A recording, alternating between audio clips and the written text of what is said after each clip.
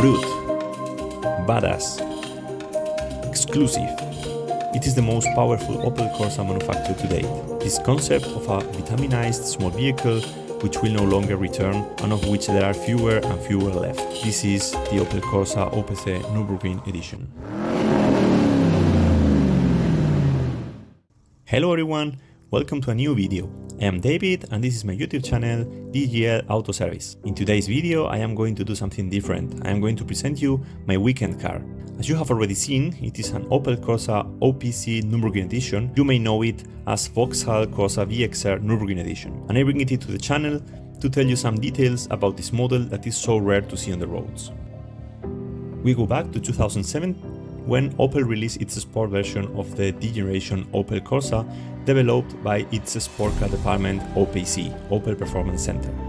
This version was on the market until 2014. It received a slight restyling or facelift towards the end of 2010.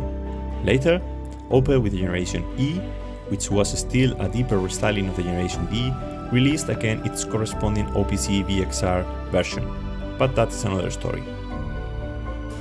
The Corsa OPC Generation D had a 1.6-liter turbo indirect gasoline injection engine with 192 horsepower at 5,850 revs, with engine code Z16LER. Its maximum torque was 266 Nm between 1,980 and 5,800 revs, which allowed it to do 0 to 60 miles per hour in 7.2 seconds as Opel declared at that time.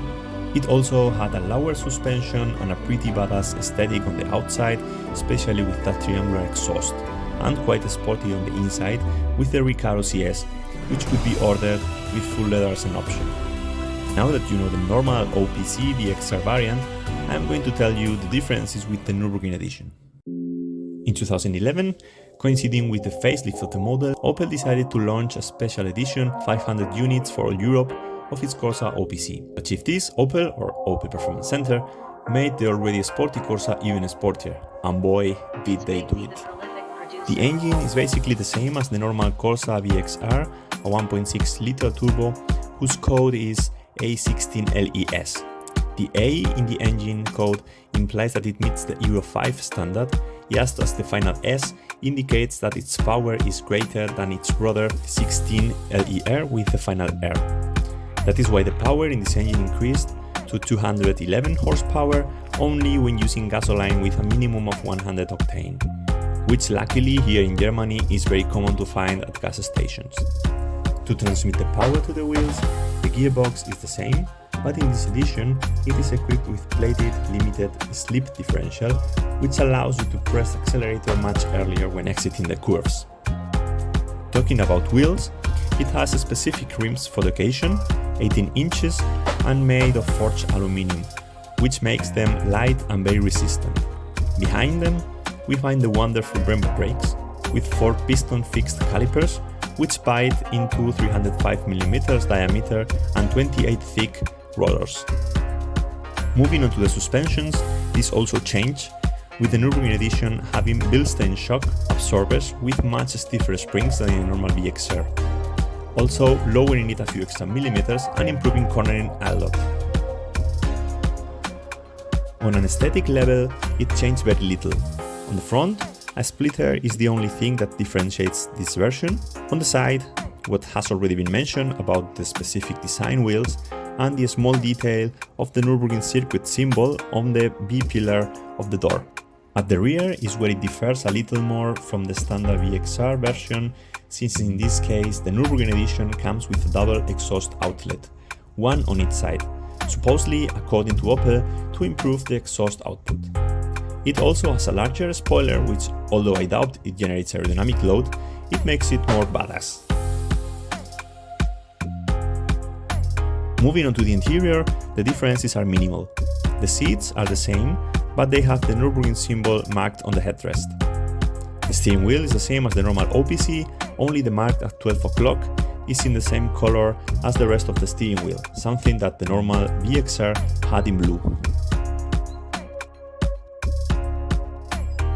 Opel decided that for the English market, under the Vauxhall brand, its Corsa VXR Nürburgring Edition would be numbered. something that did not happen in the rest of the Corsas in Europe. A little detail that I personally would like to have.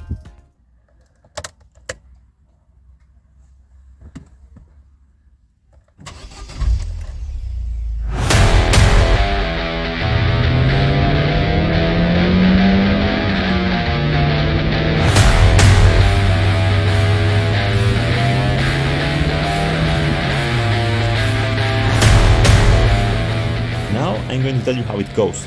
In short, it is damn fast. Nah, seriously, let's go step by step. Regarding the engine, it pushes very well, it has punch. Although, like a good turbo engine, it reaches the red zone quickly. It allows you to overtake very safely, since the 50-75 miles per hour does it in about 3.9 seconds. Once on a curvy road, it has plenty of power to exit the slow curves in second or third gear, and thanks to the limited slip differential, can step on the gas pedal very soon and just go. The straight lines become short thanks to the acceleration of the engine, and soon it is time to use the brakes.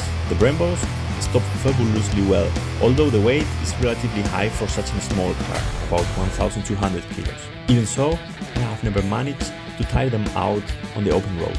After braking, you have to get it into the curve, and that is where the Bilstein suspension are most noticeable, which are quite hard, so the car does not sway.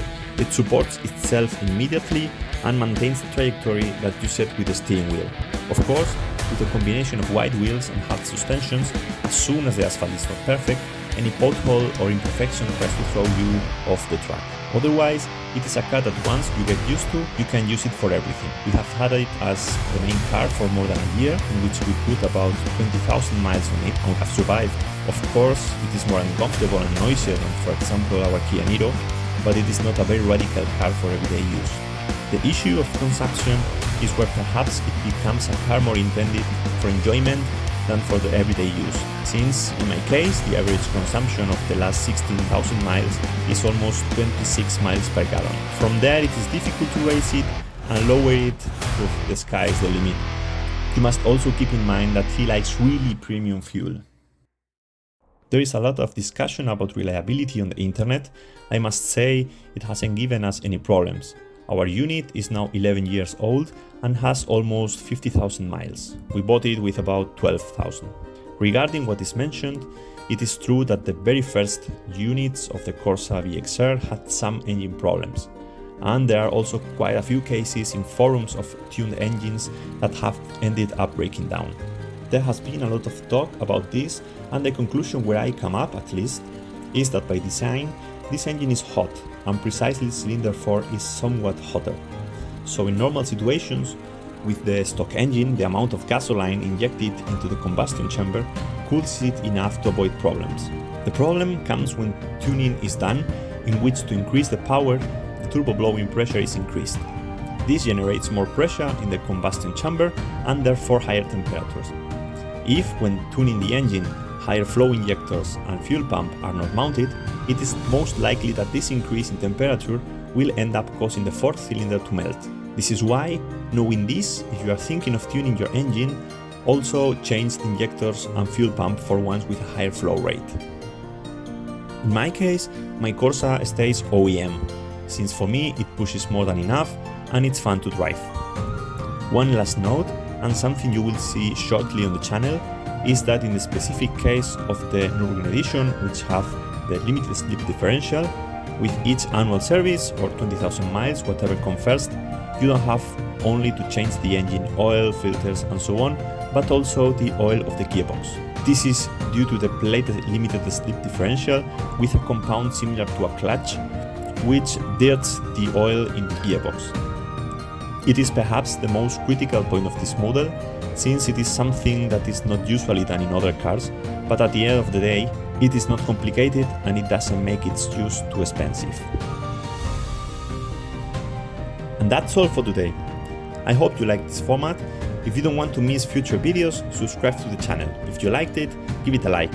And if you have any doubts, questions or suggestions, you can leave it in the comments. Thank you, bye bye!